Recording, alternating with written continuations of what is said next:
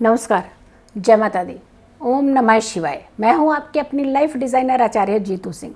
सावन का पावन महीना और ऐसे में सोमवार का खास महत्व होता है। हर किसी की नज़र रहती है कि पहला सोमवार कब है, दूसरा सोमवार कब है, लेकिन उसके साथ साथ पहले सोमवार की अगर हम बात करते हैं तो सौभाग्य योग बन रहा है। रविवार को सावन शुरू हुए, 25 तारीख को सावन शुरू हुए, 26 तारीख को ही यानी शुरुआत में ही सौभाग्य योग मिल गया आपको। तो सोचिए कितना उत्तम योग होता है। और ये खास करके कहा जाता है कि पहले सोमवार में जो व्यक्ति व्रत रखते हैं वो सौभाग्य योग की प्राप्ति पाते हैं। यानी इस बार की अगर हम बात करें तो सौभाग्य योग के साथ पहला सोमवार पड़ रहा है।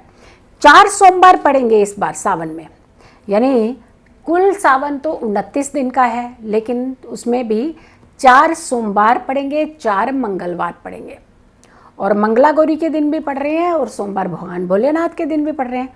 बाकी दिन का भी उतना ही महत्व है, यानी पूरे महीने का ये महत्व रहता है। लेकिन अगर हम सोमवार की बात करते हैं तो पहला सोमवार जो है वो 26 जुलाई को, जैसे मैंने कहा कि अभी पड़ने वाला सोमवार ये जो है बड़ा सौभाग्यशाली सोमवार है। पहला सोमवार होगा सावन का और सौभाग्य योग से इसकी शुरुआत होगी।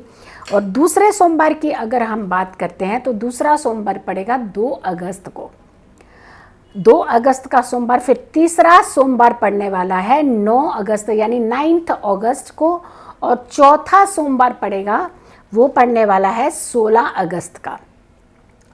पहले सोमवार में आपको क्या चीज़ें करनी है? पति पत्नी में अगर डिस्प्यूट है, लड़ाई है, झगड़े है, तनाव है, स्ट्रेस है, एक की नौकरी छूट जाती है, दूसरे के साथ लड़ाइयाँ शुरू हो जाती हैं और एक का धन का जो आगमन आना छूट जाता है तो परेशानी घर के अंदर आ जाती है। कई बार तलाक तक सिचुएशन है, कई बार सेपरेशन तक की सिचुएशन है, कई बार मायके में चली जाती हैं रहने के लिए, ससुराल में वापस ही नहीं आती हैं, कई बार पति भाग जाते हैं तो पत्नियाँ रह जाती। तो यानी कुल मिला करके अगर किसी भी तरीके का तनाव पति पत्नी के अंदर है तो पहले सोमवार का व्रत जरूर रखिएगा। सौभाग्य का व्रत है, जरूर रखिएगा। और दूसरा व्रत भी कुछ खास योग के साथ आ रहा है, उसके बारे में भी हम जानकारी देंगे। आपने जितने वीडियोस सावन की मैं बना रही हूँ वो सारी वीडियोस आपने ज़रूर देखनी है, क्योंकि हर वीडियो बेहद खास है, हर वीडियो आपके फ़ायदे के लिए। अब सावन के महीने में कावड़ यात्रा भी जो है वो सावन के महीने में ही शुरू होती है। विधि विधान से पूजा पाठ का समय यही होता है।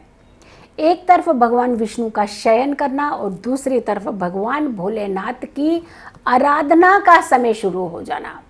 भगवान भोलेनाथ के परिवार की आराधना, गणपति की आराधना, माँ पार्वती की आराधना, कार्तिकेय की आराधना, आप ये सारी आराधना करने से यकीन मानिए आपकी ज़िंदगी के सारे कष्ट जो हैं वो दूर होते ही हैं। लेकिन कुछ खास चीज़ें भी आपको मिलती हैं। जैसे हमने कहा कि आपके रिश्तों में, खास करके पति पत्नी के रिश्तों में कुछ खास प्रॉब्लम चल रही है, तो सोमवार का जब आप व्रत रखें तो मंदिर अगर जा पा रहे हैं बहुत अच्छी बात है, मंदिर नहीं जा पा रहे हैं तो घर में जो भगवान भोलेनाथ माँ पार्वती की मूर्ति है, तस्वीर है, उसके सामने आपने इस उपाय को ज़रूर कर लेना है।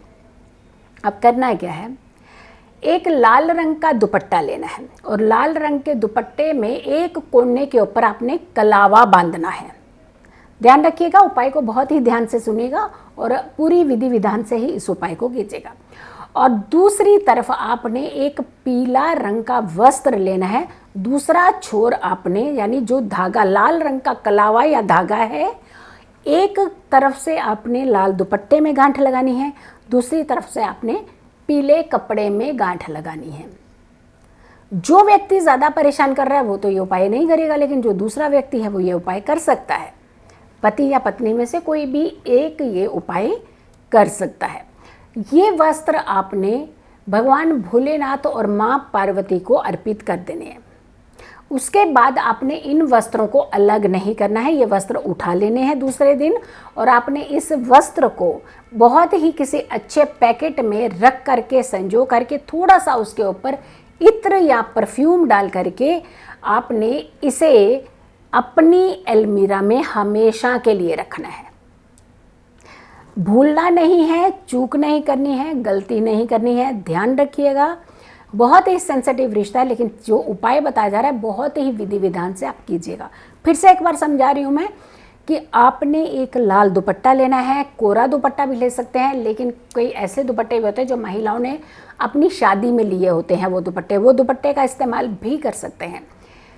एक दुपट्टे के एक कोने में, एक 4 कोने होते हैं, एक कोने में आपने कलावा या फिर लाल धागा बांध लेना है। दूसरी तरफ दूसरा कोना जो होगा धागे का, वो आपने पीले रंग के वस्त्र के साथ बांध लेने, जिसका प्रतीक आपने भगवान भोलेनाथ का वस्त्र मान करके करना है। इस उपाय को आपने इसीलिए शिद्दत से करना है। ध्यान आपका यही रहना चाहिए कि हमारे बीच में जो रिश्ते में तनाव आया है वो खत्म हो, हमारा रिश्ता फिर से खुशियों वाला रिश्ता बन जाए। ये माइंड के अंदर रखते हुए भी आपने उपाय करना है। और उस आपने वस्त्र को एक दिन वहीं रहने देना है।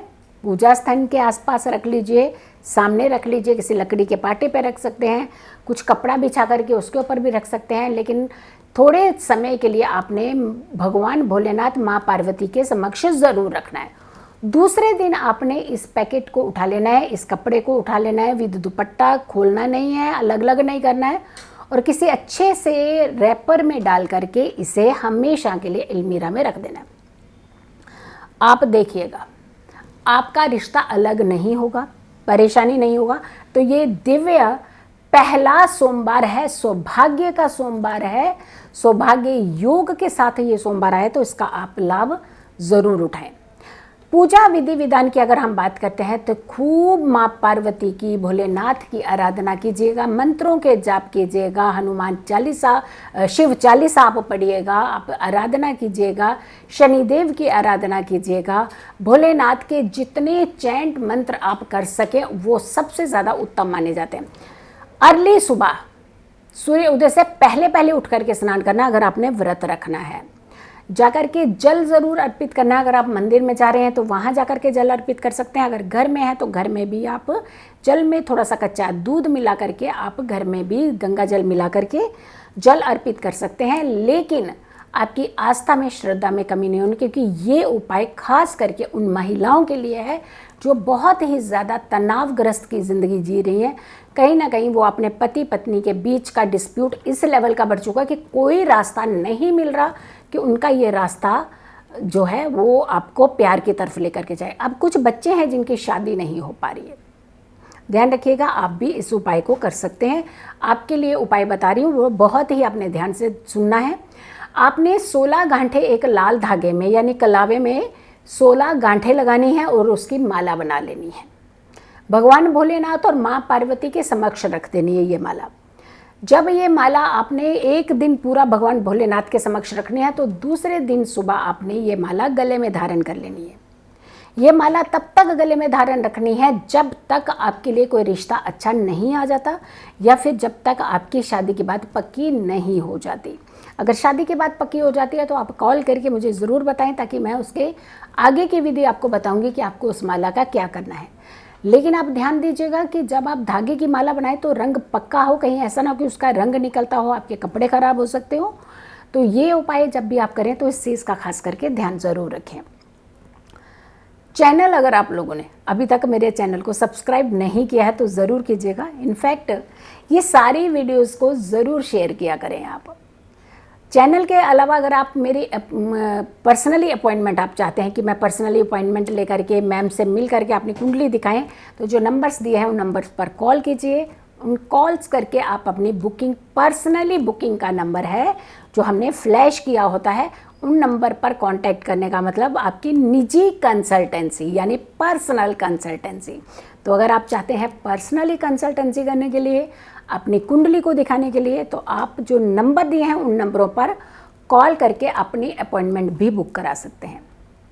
ये इन्फॉर्मेशन आप बहुत सारे लोगों तक ज़रूर पहुंचाइए, ताकि किसी की ज़िंदगी में भी ज़रा सी भी खटास है रिश्तों में तो वो खटास मिठास के रूप में बदल जाए, और माध्यम हो सकता आप ही हो। खुश रहिए, स्वस्थ रहिए, पॉजिटिव रहिए। पॉजिटिव रहते हैं तो हर समस्या से हम दूर रहते हैं। जल्दी हाजिर होंगे एक अच्छी वीडियो के साथ, तब तक के लिए नमस्कार।